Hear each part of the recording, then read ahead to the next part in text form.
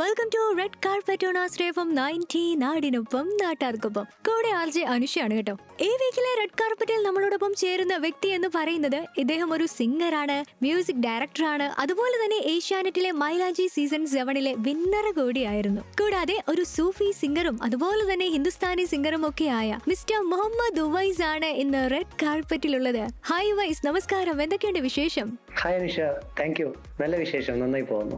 Okay, നമ്മുടെ ഏഷ്യാനെറ്റിലെ music reality show ആയ മൈലാഞ്ചിയിലെ വിന്നർ ആയതിനു ശേഷമാണ് മുഹമ്മദ് ഉവൈസ് എന്ന ഗായകനെ, സിംഗറിനെ ലോകം വന്നു തുടങ്ങിയത്. ഈ മൈലാഞ്ചിയിലേക്ക് വരുന്നതിന് മുൻപ് എന്തായിരുന്നു പരിപാടി? മൈലാഞ്ചി എനിക്ക് നല്ലൊരു എക്സ്പീരിയൻസ് ആയിരുന്നു. ഒരുപാട് നല്ല ഹൈ പൊട്ടൻഷ്യൽ ഉള്ള ആളുകളുടെ ഗ്രൂമിങ്, അങ്ങനെ ഒരുപാട് ഫ്രണ്ട്സ്, അതിലുള്ള ഒരുപാട് മറ്റ് സുഹൃത്തുക്കളെല്ലാം നല്ലൊരു മൂഡുള്ള ഒരു ഷോ ആയിരുന്നു മൈലാഞ്ചി. അപ്പൊ അതില് എനിക്ക് വിന്നറാകാൻ പറ്റി ദൈവത്തിന്റെ അനുഗ്രഹം കൊണ്ട്. പിന്നെ അതിനു മുമ്പുള്ള പരിപാടി എന്ന് പറഞ്ഞു കഴിഞ്ഞാല് ഈ പറഞ്ഞ പോലെ ഞാൻ ചെറുപ്പം മുതലേ മ്യൂസിക്കിലാണ് ഫോക്കസ് ചെയ്തിരിക്കുന്നത്. ഇപ്പം ഇങ്ങനെ മ്യൂസിക് ഡയറക്ഷൻ, കമ്പോസിങ്, സോങ്, അങ്ങനെയൊക്കെ നമ്മൾ ഓരോ സോങ്സ് പാടും.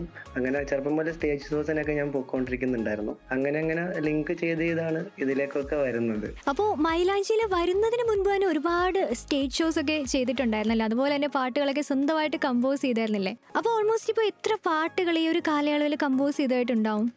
കമ്പോസിങ് എനിക്ക് ചെറുപ്പം മുതലേ എൻ്റെ ഒരു പാഷൻ ആയിരുന്നു. ആദ്യം ഞാനിങ്ങനെ സോങ് ഒക്കെ പാടി, അങ്ങനെയൊക്കെ സോങ്സിലായിരുന്നു കൂടുതൽ ആദ്യം ഫോക്കസ്. പിന്നെ അങ്ങനെ പാടി ഒരു മൊമെന്റ് വന്നപ്പോഴത്തേക്കും എനിക്ക് പെട്ടെന്ന് സോങ്ങിൽ മാത്രം നിൽക്കുക എന്നുള്ള ഒരു കൺസെപ്റ്റ് വിട്ടിട്ട് ഞാൻ പിയാനോനോട് എനിക്കൊരു ടേസ്റ്റ് തുടങ്ങി. പിയാനോ എവിടെ കണ്ടാലും എടുക്കാനും വായിക്കാനും ഒക്കെ തുടങ്ങി. അപ്പൊ പോയി അത് വായിച്ച് പിന്നെ കമ്പോസിങ് സ്റ്റാർട്ട് ചെയ്തു. ഒരുപാട് നാൾ കഴിഞ്ഞപ്പോൾ എനിക്കൊരു പിയാനോ കിട്ടി, സ്വന്തമായി ഒരെണ്ണം വാങ്ങി. അങ്ങനെ അതിൽ കമ്പോസ് ചെയ്ത് പിന്നെ അങ്ങനെ ഓരോരോ പീസ് ഉണ്ടാക്കുക, ഓരോരോ മൈൻഡിൽ വരുന്ന സാധനം അപ്പൊ ക്രിയേറ്റ് ചെയ്യുക എന്നുള്ള അതെന്റെ ഒരു ഭയങ്കര ഒരു പാഷൻ ആയിരുന്നു. പിന്നെ എല്ലാം ഒരു സിംഗർ എന്ന് പറയുമ്പോൾ എപ്പോഴും അവരൊരു കമ്പോസർ ആയിരിക്കും, മ്യൂസിക്കൽ ഇൻസ്ട്രുമെന്റ്സ് പ്ലേ ചെയ്യുന്ന ആളുകളായിരിക്കും. എല്ലാത്തിനും ഒരു സിംഗറിന് കഴിവുണ്ടാവും എന്നാണ് എനിക്ക് തോന്നുന്നത്. എനിക്ക് പിയാനോ ഭയങ്കര ഇഷ്ടപ്പെട്ട ഇൻസ്ട്രുമെന്റ് ആണ്. അപ്പൊ ആ പിയാനോ ഒക്കെയാണ് എന്നെ കമ്പോസ് ചെയ്യാനൊക്കെ കൂടുതലും തോന്നിപ്പിക്കുക.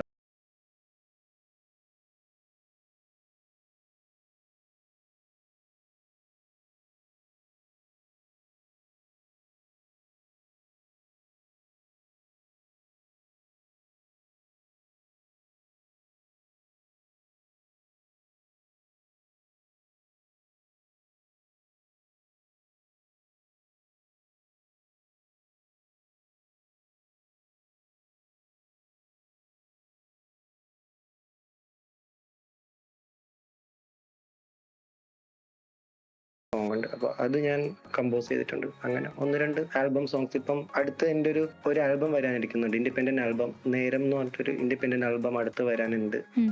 അത് നമ്മുടെ ഇവിടെ ഒരു ബാൻഡ് ഉണ്ട്, ചിന്ത എന്ന് പറഞ്ഞിട്ടൊരു മ്യൂസിക് ബാൻഡ് ഉണ്ട് എന്റേത്. അപ്പൊ അതിൽ നിന്നുകൊണ്ട് ചെയ്തതാണ്. നമ്മുടെ ബാൻഡിന്റെ ഒരു പ്രൊമോഷൻ സോങ് കൂടിയാണ്.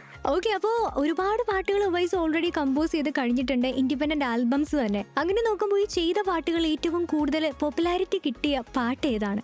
ഞാൻ പറഞ്ഞല്ലോ, ഫസ്റ്റ് നേരം എന്ന് പറഞ്ഞൊരു സോങ് നമ്മൾ ആദ്യം ചെയ്തിട്ടുണ്ടായിരുന്നു. ഞാൻ ഫസ്റ്റ് എന്റെ ലൈഫിൽ കമ്പോസ് ചെയ്യുന്ന ഒരു സോങ് ആണത്. ഓക്കെ, അപ്പൊ ഈ ആൽബം ഒക്കെ കഴിഞ്ഞതിന് ശേഷം ഞാനൊരു പാട്ട് ഉണ്ടാക്കിയിട്ടുണ്ട്. അതിങ്ങനെ നമ്മുടെ ഫിലിമില് ജോജു ഏട്ടൻ അത് കേട്ടിട്ട് എന്നെ വിളിച്ചിട്ടുണ്ടായിരുന്നു ആ സോങ്. അപ്പൊ ജോജു ഏട്ടൻ അത് ഇഷ്ടായി എന്ന് പറഞ്ഞു. പിന്നെ അങ്ങനെ ആളത് എടുത്തിട്ടുണ്ട് ഒരു ഫിലിമിലേക്ക്. അപ്പൊ അങ്ങനെ ആ നേരം എന്ന് പറഞ്ഞ ആ സോങ്ങിനാണ് എനിക്ക് ഏറ്റവും കൂടുതൽ ഓഡിയൻസിൽ നിന്നൊരു റെസ്പോൺസും. അങ്ങനെ ആസ് എ കമ്പോസർ എനിക്ക് പിന്നെ സോങ് ചെയ്യാൻ തോന്നിയത് ആ ഒരു സോങ്ങിന്റെ ഒരു അത്യാവശ്യം നല്ല രീതിക്ക് യൂട്യൂബിൽ പോയ ഒരു സോങ് ആണത്. അങ്ങനെ നോക്കിയപ്പം ആ ഒരു സോങ്ങിന് കിട്ടിയ ഒരു റെസ്പോൺസ്, അതെല്ലാം നമ്മളെ ഭയങ്കരമായിട്ട് ഇൻഫ്ലുവൻസ് ചെയ്യുകയും പിന്നീട് അതിൽ നിന്നൊക്കെ ഉള്ള ഒരു എനർജിയാണ് അങ്ങനെ പിന്നെ നമ്മൾ ഡെവലപ്പ് ആയി വന്നു.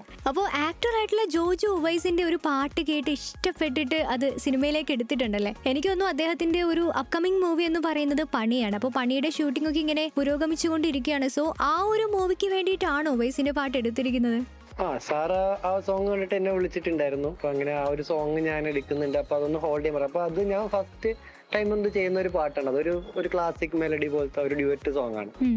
സാറിന് അന്ന് അത് ഇഷ്ടപ്പെട്ടിട്ട് എടുത്തിട്ടുണ്ട്. അതൊന്ന് ഹോൾഡ് ചെയ്ത് വെക്കാൻ പറഞ്ഞ എന്റെ കയ്യില് അന്ന് സാറിന്റെ ഞാൻ കൊടുത്ത പാട്ടാണത്. അത് ഏതെങ്കിലും ഒരു ഫിലിമിൽ ഫിറ്റ് ആകുമ്പോഴത്തേക്കും അവിടെ ചെയ്യാമെന്നാണ് ഇപ്പൊ പറഞ്ഞിരിക്കുന്നത്. ഏത് പടത്തിലാണെന്ന് കറക്റ്റ് ആയിട്ട് അറിയത്തില്ല. എന്തായാലും അത് സാർ എടുത്തിട്ടുണ്ട് എന്നാണ് എന്നോട് പറഞ്ഞത്. ഞാൻ പിന്നെ ആ പാട്ട് പിന്നീട് ഞാൻ വർക്ക്ഔട്ട് ചെയ്തിട്ടില്ല. അത് അവർക്ക് ആ ഒരു ഫിലിമിലേക്ക് തന്നെ വേണ്ടിയിട്ട് ഞാൻ മാറ്റി വെച്ചിരിക്കുകയാണ്. അപ്പൊ സിംഗർ, മ്യൂസിക് ഡയറക്ടർ, ഇതിൽ ഏതാണ് കൂടുതലായിട്ടും ഫോക്കസ് ചെയ്യാൻ താല്പര്യം, ഇൻട്രസ്റ്റ് ഇൻട്രസ്റ്റ് ഉള്ളത്? എനിക്ക് എന്നെ എല്ലാവർക്കും അറിയുന്നത് ഒരു സിംഗർ ആയിട്ടാണ്. അപ്പൊ ഞാൻ ഒരു സിംഗിങ് ലെവലില് അങ്ങനെ ഒരു പ്ലേ ബാക്ക് സിംഗർ ആവുമെന്നൊക്കെ ആയിരിക്കും എന്റെ. ഓൾറെഡി ഞാൻ പാടിയിട്ടുണ്ട് ഒരു ഫിലിമില്, പല്ലോട്ടി 90 സ്കിറ്റ്സ് എന്ന് പറഞ്ഞിട്ട് സ്റ്റേറ്റ് അവാർഡ് മൂവിയാണത്. അപ്പൊ അതിലൊരു സോങ് ഞാൻ പാടിയിട്ടുണ്ട്. പടം റിലീസ് ആയിട്ടില്ല. അങ്ങനെ ഒരുപാട് ഫിലിംസിന്റെ ട്രാക്കും അങ്ങനെയൊക്കെ ഞാൻ പാടിയിട്ടുണ്ട്. അപ്പൊ നോർമലി എന്നെ അറിയുന്ന ആൾക്കാരൊക്കെ വിചാരിക്കുന്നത് ഞാനൊരു സിംഗർ ആകും, നല്ലൊരു പ്ലേ ബാക്ക് സിംഗർ ആവും എന്നൊക്കെ ആയിരിക്കും അവര് കരുതുന്നത്. പാഷൻ എന്ന് പറയുന്നത് എപ്പോഴും ഞാൻ ഒരു ഫസ്റ്റ് ലെവലിൽ നിൽക്കുന്ന കമ്പോസിങ്. ഞാൻ കൂടുതലും സിംഗിങ്ങിനെക്കാട്ടും കുറച്ചുകൂടെ ഇഷ്ടപ്പെടുന്നത് കമ്പോസിംഗ് ആണ്. അത് ഞാൻ നേരത്തെ പറഞ്ഞതുപോലെ ആ ഒരു ചെറുപ്പം പോലെ എനിക്ക് മ്യൂസിക്കിൽ നിന്ന് ഡൈവേർട്ടായി പോയ ഒരാളാണ് ഞാൻ ചെറുതായിട്ട്. എനിക്കത് മനസ്സിലാവുന്നുണ്ടായിരുന്നു. എന്നാലും ഇപ്പോഴത്തെ മ്യൂസീഷ്യൻസ് ഒക്കെ നിൽക്കുന്ന ആ ഒരു പീക്ക് ലെവൽ മ്യൂസിക്കിലേക്കൊന്നും ഞാൻ എത്തിയിട്ടില്ല. ആക്ച്വലി എനിക്ക് ഈ പറയുന്ന സിംഗിങ് ലെവലിൽ എത്തിയിട്ടില്ല. എനിക്ക് കമ്പോസിങ്, ഞാൻ കൂടുതൽ പാട്ടിന്റെ ബാക്കിങ് അങ്ങനെയുള്ള കാര്യങ്ങളൊക്കെ കൂടുതൽ ശ്രദ്ധിക്കാം. കമ്പോസിംഗ് ആണ് ഞാൻ ഏറ്റവും കൂടുതൽ ഇഷ്ടപ്പെടുന്ന ഒരു സംഭവം. ഓക്കെ, അപ്പോൾ നമ്മൾ ഇൻട്രൊഡക്ഷനിൽ ഓൾറെഡി പറഞ്ഞു കഴിഞ്ഞു ഉവൈസ് ഒരു ഹിന്ദുസ്ഥാനി ആൻഡ് സൂഫി സിംഗർ ആണ് എന്ന്. എനിക്ക് തോന്നുന്നു ഈ സൂഫി ഡാൻസ്, സൂഫി സോങ്സ്, ഈ ഒരു സൂഫിസം എന്ന ഐഡിയക്ക് തന്നെ ഒരു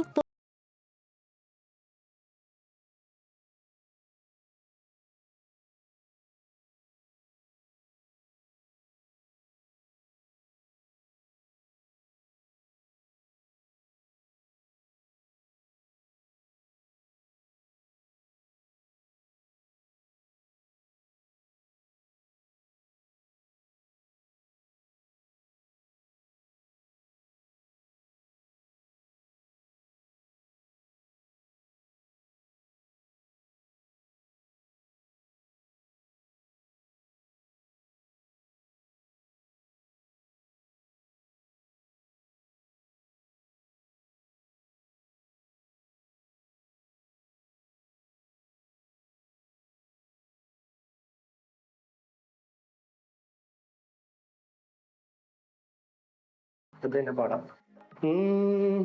യാ ഗരീബ് നവാസ്, യാ ഗരീബ് നവാസ്, യാ ഗരീബ് നവാസ്, യാ ഖ്വാജാ ജി, യാ ഗരീബ് നവാസ്, ख्वाजा मेरे ख्वाजा दिल में समा जा, शाहों का शतू अली का दुलारा, ख्वाजा मेरे ख्वाजा दिल में समा जा, शाहों का शतू अली का दुलारा, ख्वाजा मेरे ख्वाजा दिल में समा जा, ख्वाजा मेरे ख्वाजा दिल में समा जा, बेकसों की तकदीर तूने है सवारी, बेकसों की तकदीर तूने है सवारी. ഉവൈസ ഒന്നും പറയാനില്ല, അടിപൊളിയായിട്ട് പാടിയിട്ടുണ്ട്. ഞാൻ ഫസ്റ്റ് ടൈമാണ് എൻ്റെ ജീവിതത്തിൽ ആദ്യമായിട്ടൊരു വ്യക്തി സൂഫി സോങ് പാടുന്നത് കേൾക്കുന്നത്. അപ്പോൾ എന്തായാലും അടിപൊളിയായിട്ടുണ്ട്. ആക്ച്വലി എത്ര വയസ്സ് മുതലാണ് ഈ സൂഫി സോങ്ങിനോട് താല്പര്യം തോന്നി തുടങ്ങിയത്? അതെനിക്ക് തോന്നുന്നു ഞാനൊരു കഴിഞ്ഞ ഒരു ടൈമാണെന്ന് തോന്നുന്നു. ആ സമയം വരെ ഞാൻ സൂഫിസത്തിനെ പറ്റിയൊന്നും എനിക്ക് അറിയില്ല. അപ്പൊ ആ ടൈമിൽ എന്തോ അതിനോടൊരു ഇഷ്ടം തോന്നി, സൂഫി സോങ്സിലേക്കൊക്കെ ഭയങ്കര ഒരു താല്പര്യം തോന്നി. പിന്നെ ഞാൻ ഓരോന്നായിട്ട് ഇങ്ങനെ പാടി തുടങ്ങുമായിരുന്നു. സൂഫിസം എന്താന്ന് ഇങ്ങനെ അറിയണം, അപ്പൊ അതിനെപ്പറ്റി മനസ്സിലാക്കണം എന്നുള്ള ഒരു ആഗ്രഹമൊക്കെ ഭയങ്കരമായിട്ട് ഉള്ളിൽ വന്ന് കയറി. അപ്പൊ പിന്നെ അങ്ങനെ ഞാൻ ജസ്റ്റ് ഇങ്ങനെ എറണാകുളമുള്ള ഒരു ടീമുണ്ട്, അപ്പൊ അവരോട് ഇങ്ങനെ പോയിട്ട് എന്നെ ഒന്ന് നിങ്ങളുടെ ടീമിൽ പാടിക്കണം എന്നൊക്കെ പറഞ്ഞു. അപ്പൊ അങ്ങനെ അപ്പൊ ആള് പറഞ്ഞു എന്നാ നീ നമ്മളോട് കയറുന്നൊക്കെ പറഞ്ഞ് അങ്ങനെ കയറ്റി. അങ്ങനെ ഞാൻ ആദ്യം കോറസ് സിംഗർ ആയിട്ടാണ് അവിടെ കയറിയത്. അങ്ങനെ കോറസ് ആയിട്ട് അവരോട് പാടി പിന്നെ ആ ടീമിലെ ലൈവ് ഷോ ആണല്ലോ ഇത്. അപ്പൊ അവരോട് പാടി പിന്നെ എന്നെ ഓരോ ലീഡ് സോങ് ഒക്കെ തരാൻ തുടങ്ങി. അപ്പൊ അങ്ങനെ ഇപ്പൊ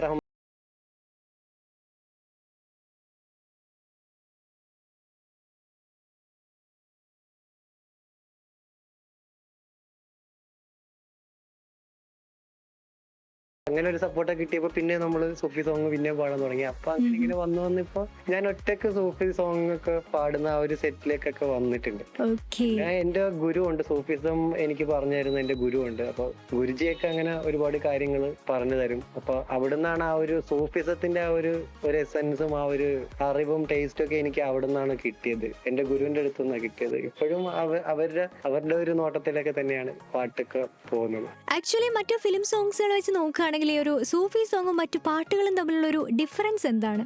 സൂഫി സോങ്സിന്റെ വ്യത്യാസം പറയാനാണെന്നുണ്ടെങ്കിൽ അതിന്റെ ഇത് സ്പിരിച്വലി കണക്ട് ചെയ്യുന്ന ഒന്നായിരിക്കും. മറ്റുള്ള പാട്ടുകളെ അപേക്ഷിച്ച് ഈ സൂഫി സോങ്സിന്റെ ലിറിക് ഈ പറയുന്ന പോലെ നമ്മളെ ചിന്തിപ്പിക്കുന്ന ലിറിക്സുകളായിരിക്കും സൂഫി സോങ്സിലുള്ളത്. സൂഫി കൺസെപ്റ്റിനെ പറ്റിയും തോട്ട്സിനെ പറ്റിയും അങ്ങനെയുള്ള സൂഫി സെയിന്റുകൾ പറഞ്ഞ കാര്യങ്ങൾ, അങ്ങനെയുള്ള ഫേമസ് ആയിട്ടുള്ള കോഡ്സ്, നമ്മൾ ആ ഒരു റിലാക്സേഷൻ, ആ ഒരു മൂഡിലോട്ട് നമ്മളെ കൊണ്ടുപോകുന്ന ആ ഒരു തരം ഒരു സോള്, നമുക്കത് എങ്ങനെ പറയാൻ പറ്റുമെന്ന് എനിക്ക് അറിയില്ല. ആ ഒരു സോള് സൂഫിസം മ്യൂസിക്കിലുണ്ട്. ഓക്കെ. അത് ബാക്കിയുള്ള ഫിലിം സോങ്സിൽ സൂഫി മ്യൂസിക് വരുമ്പോഴാണെങ്കിലും നമുക്കത് ഫീൽ ചെയ്യുന്നെന്ന് പറഞ്ഞാൽ അതിനൊരു പ്രത്യേകതരം ജോണർ ഉണ്ട് എന്ന് എനിക്ക് തോന്നുന്നു. സൂഫി കൾച്ചറിൽ ഖവാലിയൊക്കെ നമ്മൾ നോർത്തിലൊക്കെ പോകുവാണെന്നുണ്ടെങ്കിൽ ദർഗാസിലൊക്കെ ഓരോ ആളുകൾ ഡോലൊക്കെ അങ്ങനെയുള്ള ഇൻസ്ട്രുമെന്റ്സ് യൂസ് ചെയ്തിട്ട് നല്ല ഹൈ പിച്ച് ആയിരിക്കും ഇത് പാടുക. നല്ല ഹൈയിൽ സൂഫി സോങ്സ് കയറി വരിക. എനിക്ക് മെയിൻ ആയിട്ടും അതിൻ്റെ അകത്ത് ഒരു സ്പെഷ്യാലിറ്റി എന്ന് തോന്നിയിട്ടുള്ളത് ഈ പറഞ്ഞ അതിന്റെ ലിറിക്കൽ ബേസ്ഡ് ആണ്. നമ്മളെ ചിന്തിപ്പിക്കുന്ന തരത്തിലുള്ള ലിറിക്സുകളും അങ്ങനെയുള്ള നമ്മുടെ തോട്ട്സിനെ മാറ്റാനും നമ്മുടെ നെഗറ്റീവ് തോട്ട്സുകളെ മാറ്റിയിട്ട് പോസിറ്റിവിറ്റി നമുക്ക് ഒരുപാട് ഉൾക്കൊള്ളാനും പറ്റുന്ന ആ ഒരു എന്താ പറയാ ഒരു പ്രസന്റിൽ നമുക്ക് ആവാൻ പറ്റും. അങ്ങനെയുള്ള തരം ലിറിക്സും മ്യൂസിക്കും ആണ് അവിടെ യൂസ് ചെയ്തിരിക്കുന്നത്. അപ്പോൾ ഉവൈസിന് ആക്ച്വലി ഏത് ടൈപ്പ് ഓഫ് മ്യൂസിക്കിനോടാണ് താല്പര്യം? ഈ കേൾക്കാൻ ഏത് ജോണറിലുള്ള പാട്ടുകളാണ് ഇഷ്ടം കൂടുതലും? എനിക്ക് ലിസണിങ്ങിന്റെ കാര്യത്തിൽ അങ്ങനെ പ്രത്യേക ഒരു ജോണർ ഇല്ല. ഞാൻ എല്ലാ type musical including rap music including ഞാൻ എല്ലാം കേൾക്കാറുണ്ട്. എല്ലാ ജോണേഴ്സും കേൾക്കുന്ന ഒരാളാണ്. അപ്പം അങ്ങനെ മ്യൂസിക്കിൽ അങ്ങനെ ഡിഫറൻസിയേഷൻ ഇല്ല. എനിക്ക് മ്യൂസിക്കലി എല്ലാ സംഭവങ്ങളും എക്സ്പ്ലോർ ചെയ്യണമെന്നുള്ള ഒരു ആഗ്രഹമുള്ള ഒരാളാണ് ഞാൻ. അപ്പൊ എല്ലാ ടൈപ്പ് മ്യൂസിക്കുകളും എനിക്ക് ഓക്കെയാണ്. ഇങ്ങനെ ആസ് എ കമ്പോസർ എന്നുള്ള നിലയ്ക്ക് ഞാൻ നല്ലൊരു ലിസണർ കൂടിയാണ്. ഫസ്റ്റ് ടൈം ലിസണർ, അത് കഴിഞ്ഞിട്ട് പിന്നെ ഒരു കമ്പോസർ ആവുള്ളൂ. ഓക്കെ. അപ്പോൾ ഇപ്പോൾ ഉവൈസ് കൈവച്ചിട്ടില്ലാത്ത ഏതെങ്കിലും ജോണറിലുള്ള പാട്ടുകളുണ്ടോ? ഐ മീൻ ഈ ഹിപ്പ് ഹോപ്പ്, അതുപോലെ തന്നെ എനിക്ക് തോന്നുന്നു ഇപ്പോൾ ഗ്ലോബലി നോക്കുകയാണെങ്കിൽ ഹൈപ്പിൽ നിൽക്കുന്നത് കൂടുതലും ഈ കൊറിയൻ സോങ്സുകളാണ്, ഈ ബീറ്റേഴ്സിന്റെ ഒക്കെ. ഇതിനോടൊക്കെ ഇൻട്രസ്റ്റ് ഉണ്ടോ? ഞാൻ അവരുടെ സോങ് കേട്ടിട്ടുണ്ട്. പിന്നെ ഇങ്ങനെ അതൊരു റൊട്ടേഷൻ ആയിട്ട് പോകും. ഇങ്ങനെ എല്ലാ സോങ്സും ഇങ്ങനെ എനിക്ക് ഇഷ്ടമുള്ള എല്ലാം കേൾക്കും. ഇംഗ്ലീഷ് സോങ്സ്, റാപ്പ് സോങ്സ്, അല്ലാതെ ലവ് സോങ്സ്, റൊമാൻറ്റിക്, അങ്ങനെ. പിന്നെ ഇതൊന്നുമില്ല, പാട്ടൊക്കെ എല്ലാം ആ ഒരു രീതിക്ക് തന്നെ നമ്മൾ എൻജോയ് ചെയ്യും. ഓക്കെ. അപ്പോൾ ഏഷ്യാനെറ്റിന്റെ ഈ മൈലാഞ്ചി എന്ന റിയാലിറ്റി ഷോയിലേക്ക് എങ്ങനെയാണ് വൈസ് എത്തിപ്പെടുന്നത്? അതായത് വേറെ ഒരുപാട് മ്യൂസിക് റിയാലിറ്റി ഷോസ് ഒക്കെ ഉണ്ട്, ഐഡിയ സ്റ്റാർ സിംഗർ, സരിഗമപ, അങ്ങനെ. ഈ മാപ്പിള പാട്ടുകളോടുള്ള താല്പര്യമാണോ മൈലാഞ്ചിയിലേക്ക് പോകാനുള്ള ഒരു മോട്ടീവ്? ഈ മാപ്പിള പാട്ട് എന്ന് പറയുന്നത് ഞാൻ മുമ്പേ ട്രൈ ചെയ്തിരുന്ന ഒരു ജോണർ അല്ല. ആക്ച്വലി ഞാൻ മൈലാഞ്ചിയിൽ എത്തുന്ന സമയത്താണ് ഈ മാപ്പിള പാട്ടൊക്കെ, അതിന്റെ ഓഡീഷന് വേണ്ടി സത്യത്തിൽ ഞാൻ മാപ്പിള പാട്ട് കേട്ടു തുടങ്ങിയതും. മുമ്പേ എങ്ങാണ്ട് പാടിയിട്ടുണ്ടെന്ന് തോന്നുന്നു. ചില സമയങ്ങളിലൊക്കെ മുമ്പ് പാടിയിട്ടുണ്ട് പ്രോഗ്രാം. ഇപ്പൊ എന്തെങ്കിലും ഷോസിനൊക്കെ ആവശ്യം വരുന്ന സമയത്ത് പാടാറുണ്ട്. മാപ്പിളപ്പാട്ട് ഞാൻ അധികം കൈവച്ചിരുന്ന ഒരു മേഖലയല്ല. അപ്പൊ മൈലാഞ്ചിയിൽ എത്തിയ സമയത്താണ് എനിക്ക് അതും പറ്റും എന്നുള്ളത് എനിക്ക് മനസ്സിലായത്. അപ്പൊ എന്റെ ഒരു ഫ്രണ്ട് ഉണ്ട്, ഞാനിപ്പം ഈ കവാലി സൂഫിയൊക്കെ പാടാൻ ഒരാളുടെ ഒപ്പം പോകും. അപ്പൊ ആള് മുമ്പേ മൈലാഞ്ചിയിൽ ഉണ്ടായിരുന്ന ഒരാളാണ്, അനസ് എന്ന് പറയും, ആലപ്പുഴയിലുള്ള. അപ്പൊ അദ്ദേഹം പ്ലേബാക്ക് സിംഗർ ആണ്, അത്യാവശ്യം മൂവീസിലൊക്കെ പാട്ടുണ്ട്. അപ്പം ഞാൻ ആളുടെ ഒപ്പം പ്രോഗ്രാം ചെയ്യുന്ന സമയത്ത് ആൾ എന്റെ അടുത്ത് ഇടയ്ക്കിടയ്ക്ക് പറയും മൈലാഞ്ചിന്റെ ഓഡീഷന് നീ പോണം. അപ്പൊ അങ്ങനെ അപ്പൊ ഞാൻ ഓർത്ത് എനിക്ക് ആ സമയത്ത് ഒരു കോൺഫിഡന്റ് ഇല്ല ഇതിന്. അപ്പൊ ഞാനിങ്ങനെ സ്റ്റേജ് ഷോസ് ഒക്കെ ചെയ്യുന്നുള്ളൂ, എനിക്ക് പോകാൻ പറ്റുമെന്നോ അങ്ങനെയുള്ള ഒരു ഇതൊന്നുമില്ല. അപ്പൊ ഞാൻ പറഞ്ഞപ്പോ ഓക്കെ ഞാൻ ട്രൈ ചെയ്യാം, ശ്രമിക്കാം എന്നൊക്കെ പറഞ്ഞു. അപ്പൊ അങ്ങനെ അതിന്റെ ഓഡിഷൻ വന്ന സമയത്ത് ആളെന്നെ അപ്പൊ തന്നെ കറക്റ്റ് വിളിച്ച് പറഞ്ഞു നീ പോണം, എന്തായാലും നിനക്ക് എന്തായാലും അതിൽ കിട്ടാതിരിക്കില്ല എന്നൊക്കെ പറഞ്ഞു. അങ്ങനെ ഞാൻ ചെന്നു, ഓഡീഷന് പോയി, അവർക്ക് ഇഷ്ടമായി, പിന്നെ അങ്ങനെ സെലക്ട് ആയി. അങ്ങനെയാണ് അതിലേക്കുള്ള ഒരു ജേണി. അങ്ങനെ മൈലാഞ്ചി സീസൺ 7 എന്ന് പറയുന്നത് ഒരുപാട് കഴിവുള്ള മത്സരാർത്ഥികൾ ഉണ്ടായിരുന്ന ഒരു സീസൺ തന്നെ ആയിരുന്നു. അപ്പോൾ അതിൽ വിന്നർ ആയപ്പോ ആ ഒരു എക്സ്പീരിയൻസ് എങ്ങനെ ഉണ്ടായിരുന്നു? അത് ഭയങ്കര ഒരു എക്സ്പീരിയൻസ് ആയിരുന്നു. ലാസ്റ്റ് ടൈം അതിന്റെ ഫിനാലെ ദുബായിൽ വെച്ച് നടന്നായിരുന്നു. അപ്പൊ അതില് കയറാനും അതിൽ വിൻ ചെയ്യാനും ഒക്കെ ഉള്ളൊരു, ഞാനത് എക്സ്പെക്ട് ചെയ്തിരുന്ന ഒരു കാര്യമല്ല. അതിൽ സെലക്ട് ആവുന്ന പോലും ഞാൻ വിചാരിച്ചതല്ല അങ്ങോട്ട് പോകുമ്പോൾ. അപ്പൊ അത് ഭയങ്കര ഒരു സന്തോഷം തരുന്ന ഒരു കാര്യമായിരുന്നു. പിന്നെ എന്റെ ഒരു എയിം കിടക്കുന്നതെന്ന് പറയുന്നത് ഒരു കമ്പോസിങ് ഫിലിം, അതൊക്കെ അവിടെയൊക്കെയാണ് എന്റെ എയിം ഉള്ളത്. പിന്നെ ആ ഒരു റിയാലിറ്റി ഷോയിലേക്ക് ഞാൻ എങ്ങനെയൊക്കെയോ എത്തിപ്പെട്ട് അവിടെ വിന്നറായി. അങ്ങനെയൊക്കെ ഒരു മിറാക്കിൾ പോലെ അതൊക്കെ സംഭവിച്ചതാണ്. പിന്നെ ഒരുപാട് അന്ന് എന്നെ ആർക്കും അറിയായിരുന്നില്ല. ഈ മൈലാഞ്ചിയിലൂടെയാണ് ഒട്ടുമിക്ക ആൾക്കാർക്ക് എന്നെ അറിയുന്നത്, ഈ ഒരു ഷോയിലൂടെയാണ്.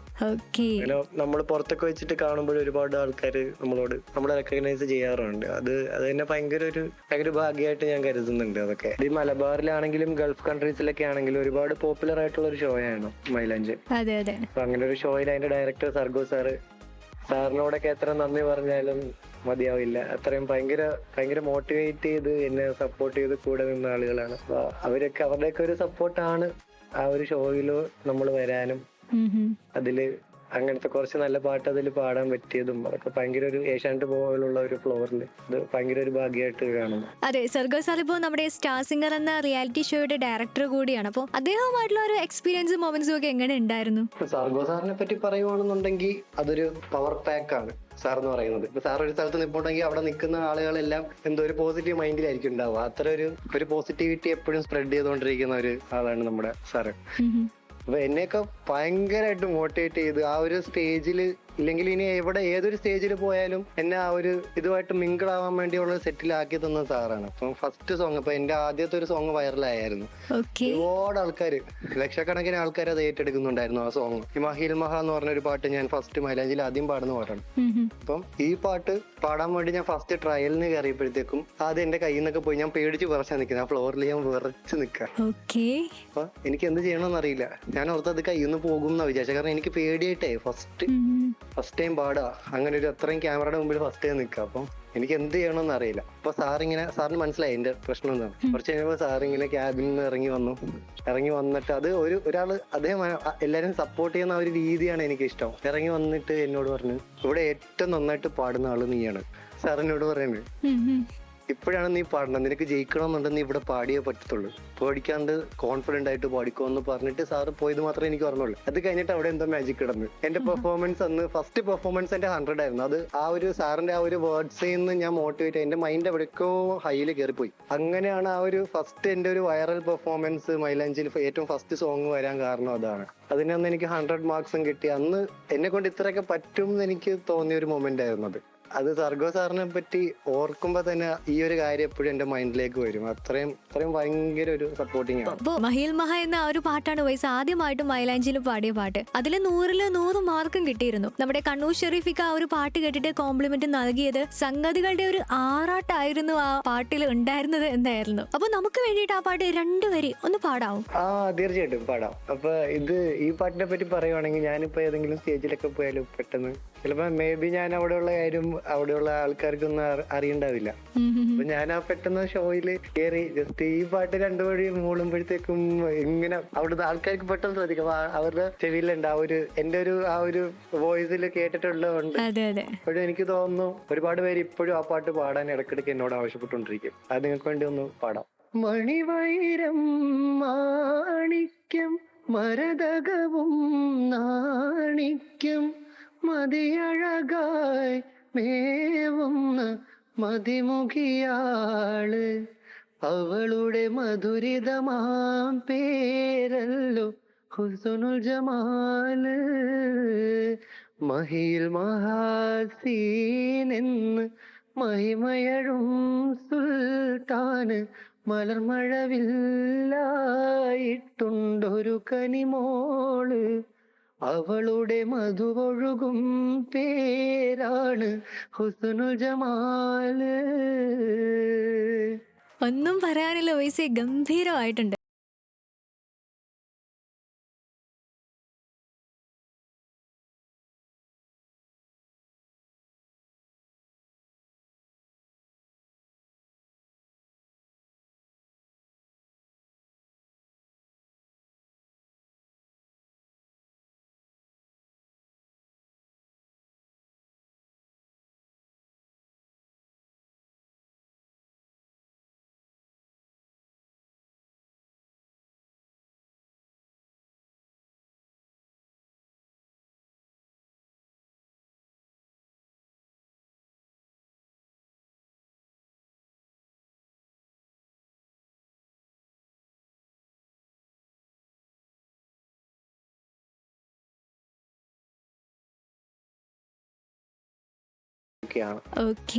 പിന്നെ ആളുടെ ഒരു ചെറിയ സപ്പോർട്ടും കൂടെ ഉണ്ട് എനിക്ക്. ഇങ്ങനെയുള്ള അച്ചീവ്മെന്റിന്റെ ഒക്കെ ബാക്കിങ്ങിൽ ആളുടെ മോട്ടിവേഷനും ആളുടെ അഡ്വൈസസും അതൊക്കെ ഒരു സൈഡിൽ അങ്ങനെ അതുകൊണ്ട്. അപ്പോ അമ്മ ഒരു മോട്ടിവേഷണൽ സ്പീക്കറാണ്, കൂടാതെ ഒരു സൈക്കോളജിസ്റ്റ് കൂടിയാണ്. അപ്പോൾ ഇടയ്ക്ക് ഇങ്ങനെ കോൺഫിഡൻസ് കുറയുമ്പോൾ അല്ലെങ്കിൽ മെന്റലി ഓക്കെ ആകാനായിട്ട് എന്തെങ്കിലും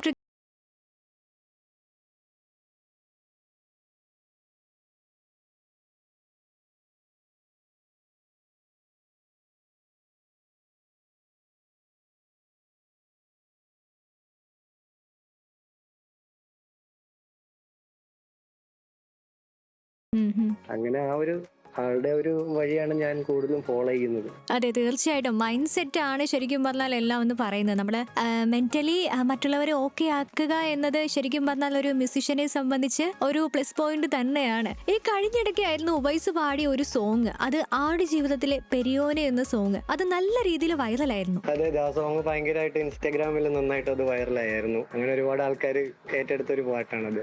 അതെ അതെ, നല്ലൊരു ബ്യൂട്ടിഫുൾ കോമ്പോസിഷൻ അല്ലേ റഹ്മാൻ സാറിന്റെ. തീർച്ചയായിട്ടും എനിക്ക് ഒരുപാട് ഇഷ്ടമുണ്ടായിരുന്ന ഒരു പാട്ടും കൂടെയായിരുന്നു. അപ്പൊ ഭയങ്കര ഇഷ്ടപ്പെട്ട് ഞാനത് പ്രസന്റ് ചെയ്തതാണ്.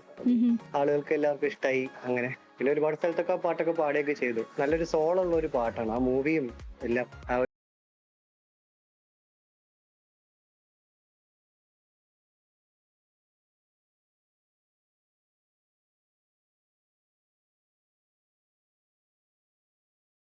അതെ. അതുപോലെ തന്നെ ഇപ്പോ പണ്ടത്തെ അപേക്ഷിച്ച് നോക്കുകയാണെങ്കിൽ ഈ ഒരു കാലഘട്ടത്തിൽ ഈ റാപ്പ് സോങ് ഒക്കെ ട്രെൻഡിങ് ആയിട്ട് ഇങ്ങനെ മാറിക്കൊണ്ടിരിക്കുകയാണ്, കൂടുതലും പോപ്പുലാരിറ്റി കിട്ടിക്കൊണ്ടിരിക്കുകയാണ് നമ്മുടെ മലയാള സിനിമയിൽ തന്നെ. അപ്പോൾ ആ വഴിക്ക് പോകാനായിട്ട് പ്ലാൻസ് എന്തെങ്കിലും ഉണ്ടോ? ഈ റാപ്പ് കമ്പോസ് ചെയ്യാനോ പാടാനോ ഒക്കെ ഇൻട്രസ്റ്റ് ഉണ്ടോ? ഓൾറെഡി ഞാനൊരു 3 പാട്ട് എന്റെ റാപ്പ് സോങ്സ് ഞാൻ ഉണ്ടാക്കുന്നത് പ്യുവർ റാപ്പ് അല്ല, ഫിലിം ബേസ്ഡ് ആയിട്ടുള്ള റാപ്പ് സോങ്. എന്നാലും അതിന്റെ ജോണർ റാപ്പാണ്.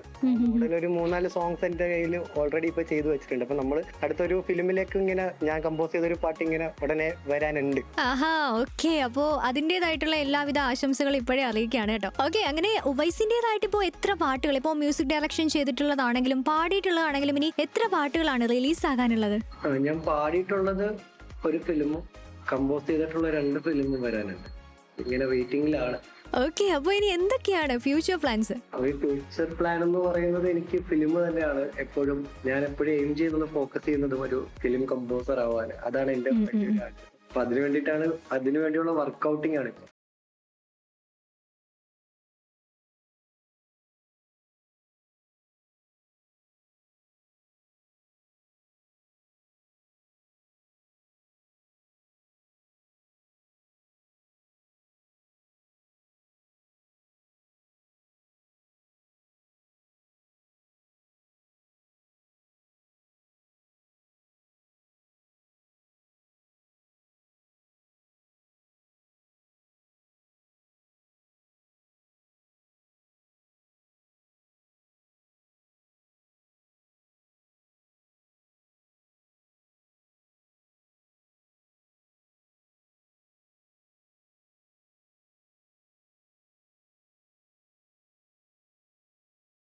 ഈ നാടിനൊപ്പം നാട്ടാർക്കൊപ്പം.